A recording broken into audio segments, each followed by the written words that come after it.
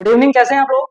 आज BPSC AED exam के पहले परीक्षा नियंत्रक ने एक बड़ा संदेश दिया है और संदेश में ये भी दिया है कि कैसा क्वेश्चन का पैटर्न रहेगा, किस तरह का तैयारी करना चाहिए। हालांकि कुछ सवालों का जवाब उन्होंने नहीं दिया है और उन सवालों के जवाब को लेकर मैं आज रात वीडियो जरूर लाऊंगा, लाइव लाऊंगा। लेकिन उसके पहले आपको ये वीडियो जरूर देखना चाहिए, क्योंकि जिसके द्वारा प्रश्न सेट किया जा रहा है, जिसके द्वारा परीक्षा नियंत्रित किया जा रहा है, जिसके द्वारा सारा क्रियाकलाप किया जा रहा है, उनका क्या संदेश है, वो क्या बताना चाह रहे हैं लास्ट समय में, वो आपको सुनकर जाना चाहिए। इससे आपको लाभ ही मिलेगा।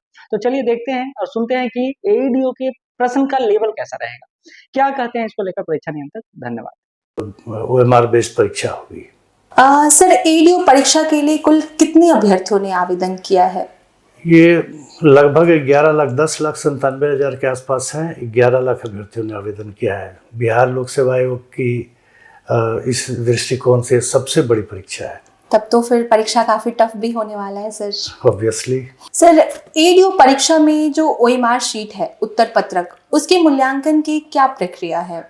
उत्तर पत्रक का मूल्यांकन तो स्कैनिंग करके की जाती है। उसके बाद हम लोग उत्तर पत्रक और आंसर की तैयार करते हैं, प्लस रिस्पांस कोड जो स्कैनिंग के दौरान रिस्पांस कोड मशीन ने रीड किया, तीनों को हम लोग अभ्यर्थी के लॉगिन में डाल देते हैं। वो अपना डाउनलोड करके देख सकते हैं। अगर कोई त्रुटि है तो मेल करके हमें 1 सप्ताह के अंदर बता सकते हैं। एईडीओ परीक्षा में सर किन किन विषयों की परीक्षा ली जाएगी और इसमें मार्किंग का क्या प्रावधान है? देखिए, प्रत्येक चरण में पहले दिन 10 से 12 2 घंटे की परीक्षा होगी सामान्य भाषा की। सामान्य भाषा में 30 प्रश्न रहेंगे अंग्रेजी से और 70 प्रश्न रहेंगे हिंदी भाषा से। और इसके अलावा सेकंड सिटिंग में सामान्य अध्ययन की परीक्षा होगी जो 100 अंक का होगा। और दूसरे दिन भी 10 से 12 मेंटल एबिलिटी की परीक्षा होगी, वो भी 100 अंक का होगा। इसमें न्यूनतम अर्हतांक सामान्य भाषा में हिंदी और अंग्रेजी में अलग अलग लाना है 30%। हिंदी में 70 अंक की परीक्षा होगी तो उसमें मिनिमम 21 अंक लाना है। और हिंदी चूँकि अंग्रेजी 30 अंक की परीक्षा है तो उसमें मिनिमम 9 नंबर लाना है। उसके बाद जो सामान्य अध्ययन और मेंटल एबिलिटी की परीक्षा है, दोनों मिला के 200, उसमें जीएडी का सर्कुलर लागू होगा। मेरिट लिस्ट आने के लिए मिनिमम जनरल कैटेगरी के लिए 40% है और अन्य लोगों के लिए 36-32% जो है उस तरह से लाना होगा। सर, सामान्य अध्ययन विषय के अंतर्गत किस प्रकार के प्रश्न पूछे जाएंगे? सामान्य अध्ययन में तो डिफाइंड सामान्य अध्ययन और देखिए जीएस और जीके में यही बुनियादी अंतर है। जीके डिफाइंड है, सामान्य अध्ययन का कोई विशेष डिफिनीशन नहीं है। ऐसे हम लोग बोल देते हैं कि history, geography, science, tech, economics वगैरह, पॉलिटी वगैरह से प्रश्न रहेंगे, लेकिन कुछ भी पूछा जा सकता है जो एक पढ़े लिखे आदमी को जानना चाहिए। सर, बिल्कुल इसी तरह सर जनरल एप्टीट्यूड जो हमारा तीसरा विषय है, उसमें गणित और जो एनालिटिकल रीजनिंग से संबंधित प्रश्न होंगे सर। हाँ, वो 2 भाग में मेंटल एबिलिटी की परीक्षा 2 भाग में होगी। एक भाग होगा रीजनिंग का और दूसरा मेंटल एबिलिटी का। 2 भाग में परीक्षा होगी 100 अंकों की सर। और सर इंग्लिश और हिंदी में भी जैसा आपने बताया कि नेगेटिव मार्किंग है, तो अभ्यर्थियों को उस पर भी ध्यान देना होगा। बिल्कुल बिल्कुल।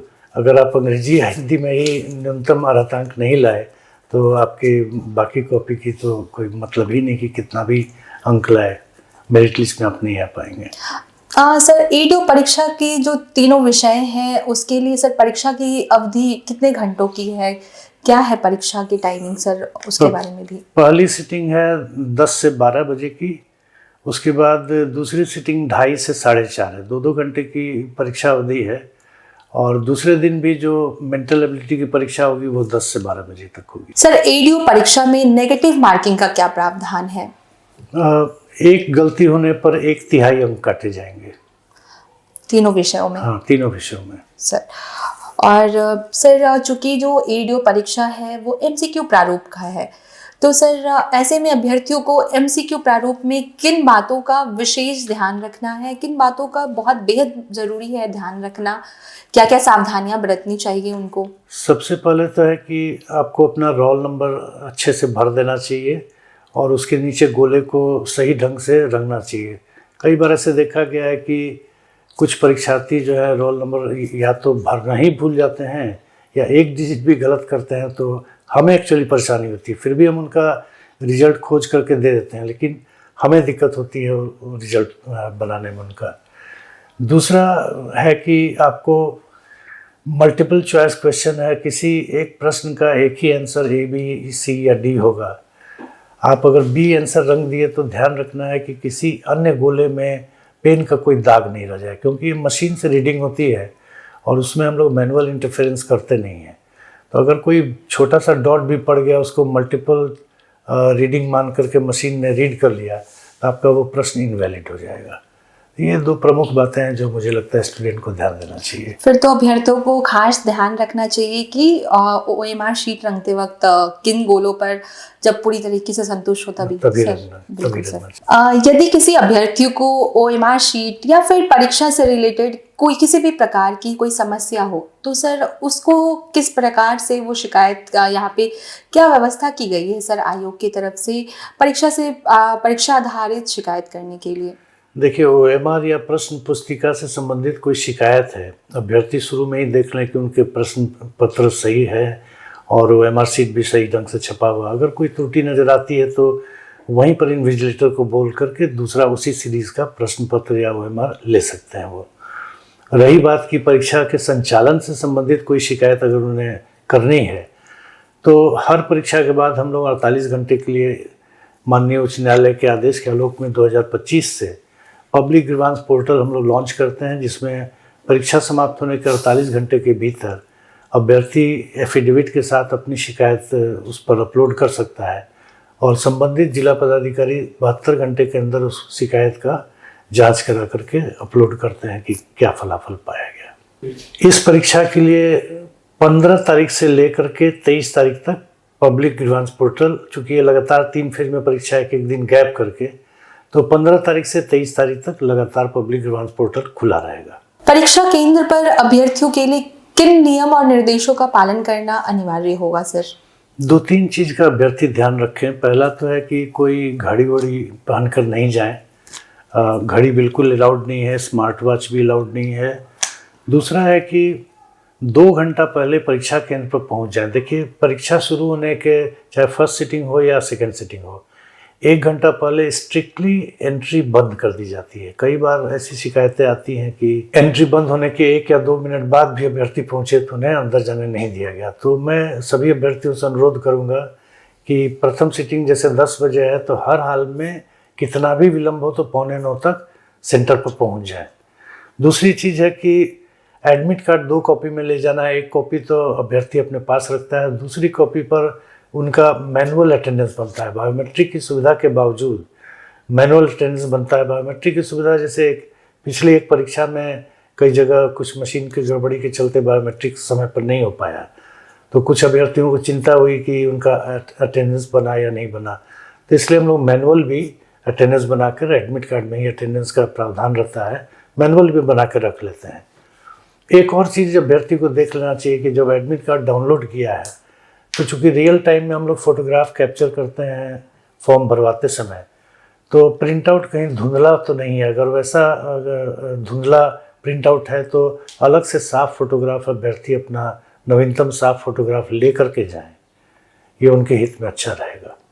बिल्कुल। सर, हमारा आखिरी सवाल तो फिलहाल ये है कि अभी हाल ही में आयोग द्वारा ADO परीक्षा के लिए जो है प्रवेश पत्र एडमिट कार्ड डाउनलोड के लिए ऑप्शन दिया गया, तो सर ऐसे में सिर्फ जिला बताया गया और बहुत सारे अभ्यर्थियों का सोशल मीडिया के माध्यम से जब हम मॉनिटर कर रहे थे तो उसमें देखने को मिला कि बहुत सारे अभ्यर्थी जो हैं वो शिकायत कर रहे हैं कि उनका परीक्षा केंद्र काफ़ी दूर दिया गया है। तो सर ऐसे में मैं चाहूँगी कि सर एक बार क्या प्रक्रिया है, परीक्षा केंद्र किस प्रकार से अलॉट किया जाता है अभ्यर्थियों को, और क्या सेम प्रक्रिया जो है वो महिलाओं के लिए भी होता है, और महिलाओं को किस प्रकार से जो है परीक्षा केंद्र है वो अलॉट किया जाता है, तो सर उसकी पूरी प्रक्रिया एक बार हमारे अभ्यर्थियों के लिए भी बता दें। देखिए, प्रक्रिया हर परीक्षा में एक ही है, चाहे छोटा परीक्षा हो या बड़ी परीक्षा हो। पहले दिव्यांग अभ्यर्थियों को उनका होम टाउन दे दिया जाता है, उसके बाद महिला अभ्यर्थियों को होम टाउन के बगल वाले टाउन में एडजस्ट करने की कोशिश की जाती है। और अगर जैसे पटना प्रमंडल हुआ तो कोशिश की जाती है कि पटना प्रमंडल की जितनी महिलाएं हैं वो पटना प्रमंडल में ही उनका सेंटर पड़े। विशेष परिस्थिति में अगर संख्या ज़्यादा हो जाती है तभी दूसरे प्रमंडल में उन्हें भेजा जाता है। बाहर के अभ्यर्थियों को कोशिश यथासंभव करते हैं, जैसे जो झारखंड के अभ्यर्थी हैं तो उनको नवादा या गया जैसा सेंटर मिले कि झारखंड से वो बस से आकर सीधा नवादा या गया उतर सकते हैं। इसके बाद बचे हुए अभ्यर्थियों का रैंडमाइज करके किया जाता है। मतलब पूरी प्रक्रिया जो है वो रैंडमाइजेशन एक तरीके से है। इन 2-3 लोगों को 2-3 वर्ग को छोड़कर बाकी बिल्कुल रैंडमाइज करके किया जाता है। और सर लास्ट में अभ्यर्थियों के लिए सर आप अपनी तरफ से और क्या टिप्स देंगे जो एडीओ परीक्षा में सम्मिलित होने जा रहे हैं अभी?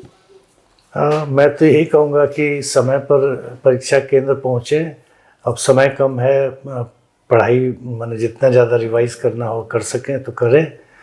और 11 तारीख को हम परीक्षा केंद्र भी बता देंगे, वो देख सकते हैं लोग। और 14 तारीख और 15 तारीख की परीक्षा के लिए 11 तारीख को हम परीक्षा केंद्र बता देंगे, वेबसाइट पर देख सकते हैं। उसी तरह हर एक चरण में 3 दिन पहले परीक्षा केंद्र लोग देख सकते हैं। और अंत में मैं सभी अभ्यर्थियों को शुभकामना देता हूँ। धन्यवाद। Thank you so much sir, आपने एडीओ परीक्षा से जुड़े